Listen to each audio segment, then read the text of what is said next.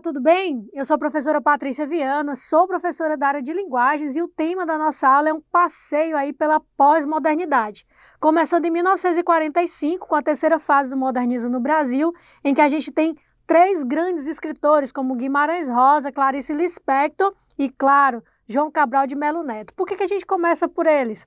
Porque eles vão abrir o leque para a pós-modernidade com outros tipos de poesia, principalmente o João Cabral de Melo Neto, que também vai ser um poeta na perspectiva dessa nova poesia, que é a poesia concreta, desse concretismo, essas vanguardas concretas.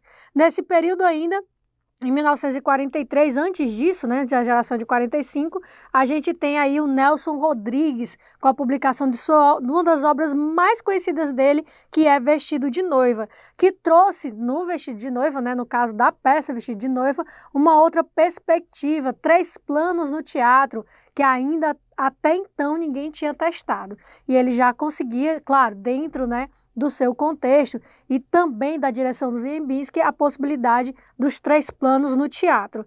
Aí a gente tem o desenvolvimento do cinema brasileiro, e aí depois o cinema brasileiro vai influenciar, inclusive, né, uma das correntes artísticas, que é o tropicalismo, o cinema novo do Glauber Rocha. A gente tem o nascimento da TV Tupi, enfim, a gente tem aí um contexto cronológico para falar de quê? Para falar das novas estruturas poéticas que apareceram. Então, tudo isso foi o alicerce para a gente poder falar de neoconcretismo, de concretismo e de neoconcretismo, tá certo? Também de poesia marginal, poesia praxe e tropicalismo. Vamos começar? Então, vamos lá. Falando inicialmente de concretismo e de neoconcretismo. A poesia concretista ela é muito mais visual do que propriamente verbal, assim como os letreiros, assim como os outdoors, tá certo? E a ideia é brincar com a palavra mesmo, brincar com o texto. Essa poesia era uma poesia que estava muito focada na estrutura, nessa ausência do eu lírico, que já foi uma estratégia do João Cabral de Melo Neto, lembra disso? Uma ausência do eu lírico e fazendo uma poesia que é muito mais relacionada ao visual do que propriamente ao verbal. É por isso que a poesia concreta ela é chamada de verbo vicovisual. Verbo dentro da perspectiva semântica, voco dentro da perspectiva sonora e visual dentro da perspectiva gráfica, tá certo? Então, não é à toa que ela é verbo vicovisual. A gente tem o sentido, a gente tem o som, que é super importante, e a gente também tem a escrita. Aí você diz, mas Patrícia não tirou o verso? Sim, tirou o verso, mas a poesia não deixava de ter a linguagem verbal. Ela só era bem mais reduzida e eles brincavam com as aliterações, com as assonâncias, com a reestrutura de um sintagma, reestrutura de uma palavra, tá certo? Uma das características que a gente pode ter nessa poesia concreta é essa rejeição do lirismo, tá certo? A subjetividade dá espaço à objetividade. Possibilidade de múltiplas leituras, ou seja, todo texto literal, é claro, todo texto literário, é claro, ele tem uma perspectiva de multiplicidade de interpretação. Quando a gente passa para o concretismo, a gente vai além, tá certo? Porque além dele, né, reduzir a estrutura poética, trabalhar com a questão sonora, ele vai também possibilitar múltiplas leituras, tá certo? Você pode ler de várias formas.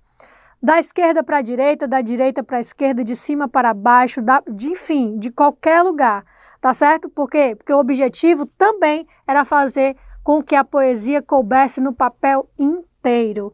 Por isso que eles usavam também colagens, eles usavam também outros elementos. E aí, essa poesia ela acabou se limitando muito, segundo alguns críticos, né? E daí surgiram outras vertentes a partir do concretismo. Dentre elas, o neoconcretismo. O neoconcretismo vai ser uma vanguarda, vai ser um dissidente do concretismo em oposição ao concretismo. Por quê? Porque eles acreditavam que o concretismo fugiu muito dessa perspectiva de crítica social. Gente, o período histórico influencia muito na escrita dos textos. E a partir do momento que você, de alguma forma, deixa de lado o que está acontecendo, isso vai chamar atenção. Então, o neoconcretista, ele vem com a possibilidade, com a ideia de trazer para a poesia novamente uma poesia mais crítica, uma poesia mais social. Então, dentre as características que a gente tem do neoconcretismo, a gente tem a liberdade de experimentação e a retomada da subjetividade. Eu tenho um eu lírico agora que vai opinar, que vai apresentar características específicas. E aí a gente tem grandes artistas que fizeram parte do neoconcretismo, o Tiago de Mello, o Afonso Romano de Santana e o Ferreira Goulart, tá certo? Que é um dos principais artistas do neoconcretismo, tá certo? Que também conheceram o concretismo, inclusive são dissidentes do concretismo. Lembre-se que o objetivo dessa poesia é fazer essa denúncia social, que até então o concretismo estava afastado. Mas um outro dissidente do concretismo, nós tivemos muitos aí, né? É a poesia praxe, do Mário Chamie. A poesia praxe dizia que a palavra é energia. Ela pode, dependendo do contexto onde ela está, dependendo inclusive até da posição onde ela está, ela pode ter multiplicidade de significado. E o Mário Chamie trouxe essa perspectiva para a poesia. Ele acreditava que havia uma possibilidade do texto, né, gerar novos textos, tá certo? De palavras gerar novas palavras. E as principais características que a gente tem dessa poesia praxis é a valorização do texto em si mesmo. A palavra é energia, o texto é energia. E seu significado social. Trabalho com a estrutura dos versos, valorização da posição da palavra no verso, o significado que a palavra adquire em conjunto com as outras palavras que compõem o poema. Patrícia, não estou entendendo aí. Ele acreditava que uma palavra pode gerar outras palavras e ele pode construir um texto a partir disso, tá certo? Então, quando ele fala, por exemplo, existe um poema dele que vai falar de agiotagem. Você já deve ter ouvido falar esse nome, agiotagem. Essa palavra dá origem a várias outras. Ágil, tá certo? É uma delas. Porcentágio, dependendo de como você vai construir dentro da estrutura do texto, ok? Então, para ele, uma palavra pode gerar outras palavras com outros significados, ou seja, palavra e texto são energia. E aí, a gente tem também, nessa época, o tropicalismo, que foi um movimento muito mais musical do que propriamente literário, mas a música é poesia, não deixa de ter literatura. E esse movimento foi um movimento também, dentro do contexto que a gente estava na época, ditadura militar, foi um movimento também de protesto e começa, inclusive, lá nos festivais da TV Record, né, quando Caetano e também Gilberto Gil e Chico Buarque compuseram as suas músicas e proporam, né, cantaram essas músicas nesse festival, tá certo? Mas que é claro que os líderes desse movimento são Caetano e Gil, tá certo?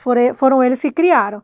Esse movimento ele vai beber na fonte do modernismo, principalmente na antropofagia de Oswald de Andrade, onde havia a mistura de tudo. No caso do tropicalismo, a ideia era misturar toda a cultura popular com a cultura erudita, diferente lá da antropofagia, que era só a cultura erudita, tá certo? Então, a gente tem a mistura de todos os elementos brasileiros e também não brasileiros, internacionais.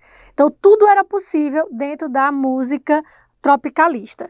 A poesia marginal tem esse nome, né, que é até assustador, mas também pode ser chamada de poesia mimeógrafo, tá certo? Ela é marginal por quê? Porque, como era uma poesia também de protesto, as editoras preferiram não de alguma forma editar as poesias, de alguma forma não publicar em forma de livro. Afinal de contas, era período da ditadura militar e quem é que ia de alguma forma bater de frente com os militares. Então, esses artistas, para poder fazer com que a sua poesia fosse para as pessoas, eles escreviam à mão, eles datilografavam, eles mimeografavam, tá certo? E saíam publicando essas poesias mão a mão, entregavam para as pessoas, era bem caseiro mesmo. Então é marginal porque eles estavam à margem das editoras, que não queriam publicar os livros deles, porque batia de frente com o contexto social em que a gente vivia.